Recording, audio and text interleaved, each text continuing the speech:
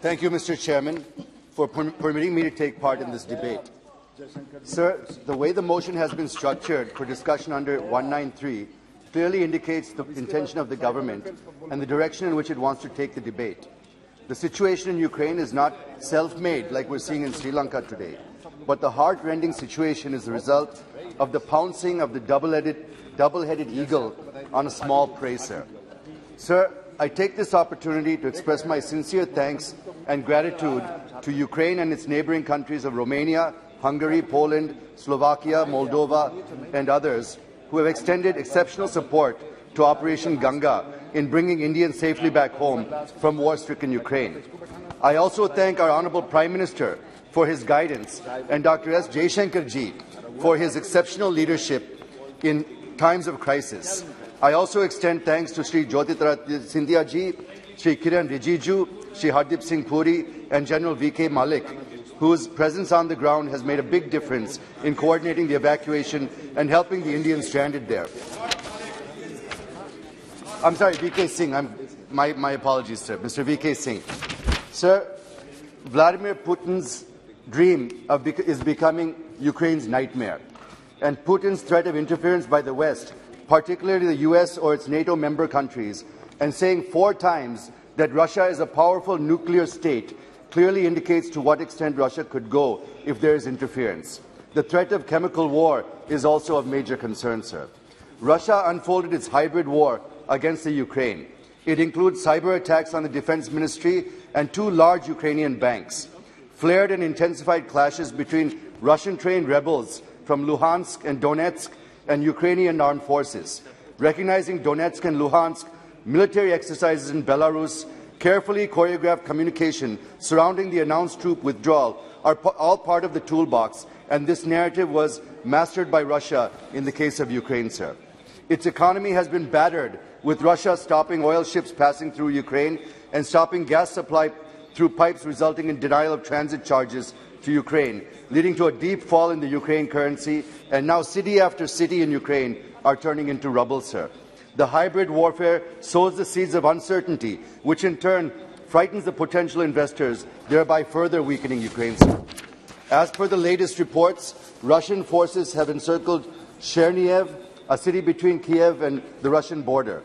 Mariupol, Kherson, Melitopol, Kharkiv, etc. are under total control of Russian forces. Russia is now planning to create a corridor between the Crimea and areas held by the Russian-backed separatist forces in Donetsk and Luhansk, up to northeastern part of Ukraine, for the reasons known to all of us, sir. But we must acknowledge what is happening today in Bucha is outrageous and inhuman, sir. Sir, the stand taken by India, be it at the UN Security Council or in Quad Foreign Ministers meeting at Melbourne in the 2nd week of February, or during discussions with the UK's Foreign Minister, is welcome in my opinion, sir. I fully endorse and appreciate the Honourable External Affairs Minister's stand, which of course is the stand of India, that the group should focus on cooperation and collaboration rather than confrontation. It is true that confrontation can only escalate the situation, which is not good for any country, while cooperation and collaboration will help douse the conflict between Russia and Ukraine and ensure long-term peace and stability in the region. Sir, I agree that it is a tightrope walk for India between West and Russia. Sir, please, few more minutes, sir. I have some very important points to make. But this is what diplomacy is all about. So I suggest we take everything into consideration before making a statement. With pressure mounting from the West, led by the US, we have to make a very difficult strategic choice between principles and values on one side and pragmatism and interests on the other. Sir, I am apprehensive that Russia-China alliance and the East-West confrontation is narrowing down our diplomatic space, and at times I feel whether the time has come where we need to move closer to the US, and whether the Quad Summit in May this year is one such opportunity for India to do so. So I wish that Honourable Jaishankar ji would throw some light on this as to where India is moving. Sir, right from Nehru to Modi, we have been adopting non-aligned approach. We have taken sides or worked closely with world powers only when national interest is involved. And the examples are 1962-1971 wars. But at the same time, Indian diplomacy has passed through rough weather when the USSR invaded Hungary in 1956 and Czechoslovakia in 1968, or Afghanistan in 1978. But here, in the conflict between Russia and Ukraine, I don't see any national interest involved, and hence the stand taken by the Honourable Prime Minister and the government India is welcome, sir. I am sure and confident that India will never kowtow to either the US or Russia or any other country for that matter. Sir, please, couple of more minutes. Sir, we were in a bipolar world after post-World War II. It moved into a unipolar world at the end of the Cold War. And now another change in the world order is taking place. Where are we going to stand at the end of this? Is it going to be another bipolar or tripolar world with China and Russia? Or will it be a multipolar world where India also will be its own pole? Is, I think, what we need to be looking for, sir. Sir, I had a few points on the students. I'll skip to my... There's a few bullet points. Economic bullet points I think I should address, sir.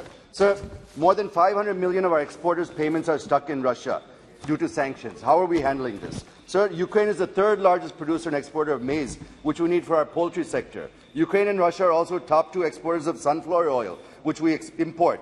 Along with sunflower oil, there's also the problem of getting soybean and palm oil from Indonesia since rates have skyrocketed. So what is the ministry going to do? What are the alternative arrangements to meet these demands? So Russia is also the second largest exporter of muriate of potash fertilizer, which we import. Out of 5.09 metric tons, 1/3 come from Belarus and Russia. Ukraine is also the largest supplier of urea to India. So how is government planning to address this? We're also importing crude oil from Russia, albeit less than 1%. But the petroleum minister has gone on record saying that it'll take time to fill this shortage. Also, sir, there are reports that India will import more oil from Russia and pay in rubles. Please kindly explain this. Exports from India like medicines, tea, etc. to Russia are impacted due to shipment concerns as war is blocking them and rerouting through Iran, which increases the costs. Sir, there's also a shortage of containers. So how government is planning for safe transport of our exports to Russia? Sir, I will conclude now, sir. Sir, I would not subscribe to the statement made by Mr. Biden that the stand of India is shaky. I would not subscribe because earlier America had conceded that India was an exception among its allies. So a carefully calibrated stand by New Delhi, I feel, has created a distinctive space for diplomacy by not only maintaining equidistance between the two powers, but moving towards a multipolar world. Thank you, Chairman, sir.